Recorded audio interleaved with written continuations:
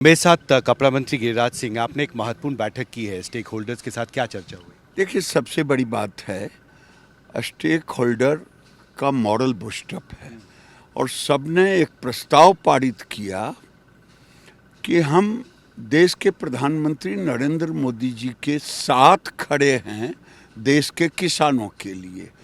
और दूसरा, वो कह रहे हैं कि हम अल्टरनेटिव भी मार्केट को देखेंगे। कपड़ा मंत्री गिरिराज सिंह की एक्सपोर्टरों के साथ एक महत्वपूर्ण बैठक हुई अमेरिकी टैरिफ के मुद्दे पर। मेरे साथ सुधीर सेखरी हैं, जो चेयरमैन हैं अपैरल एक्सपोर्ट प्रमोशन काउंसिल के।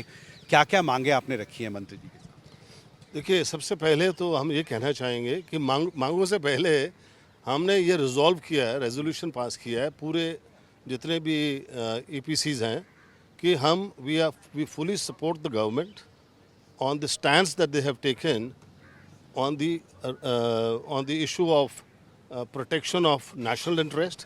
National interest comes first. The interest of farmers, fishermen, and the dairy manufacturers, that comes first. उसके बाद हमने अपनी जो तकलीफ़ है वो भी सामने रखी और हमें मंत्री जी ने आश्वासन दिया है कि जहाँ तक जितना कुछ हो सकता है सरकार से वो हमें ज़रूर सहायता करेंगे।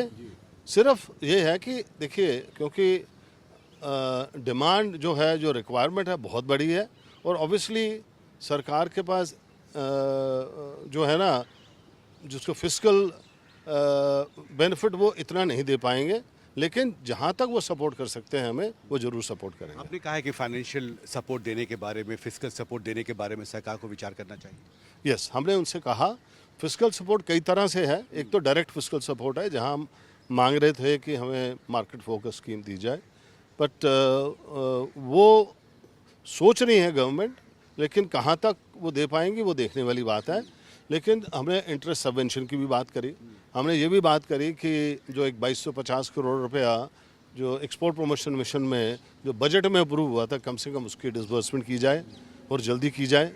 सिमिलरली हमने और ये रिक्वेस्ट किया कि जो UK के साथ हमारा FTA हुआ है वो अभी तक ऑपरेशनलाइज नहीं हुआ, तो उसको जल्द से जल्द ऑपरेशनलाइज किया जाए, गवर्नमेंट टू गवर्नमेंट डायलॉग किया जाए, क्योंकि अभी तक तो टारगेट रखा हुआ है कि मार्च 2026 तक होगा।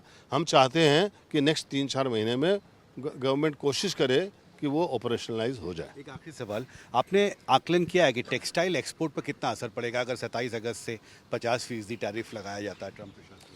देखिए, ये डिपेंड करता है हमारे जितने एक्सपोर्टर्स हैं उनके ऊपर।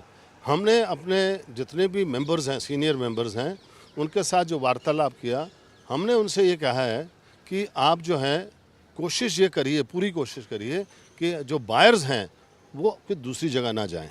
बायर्स को रोक के रखिएगा।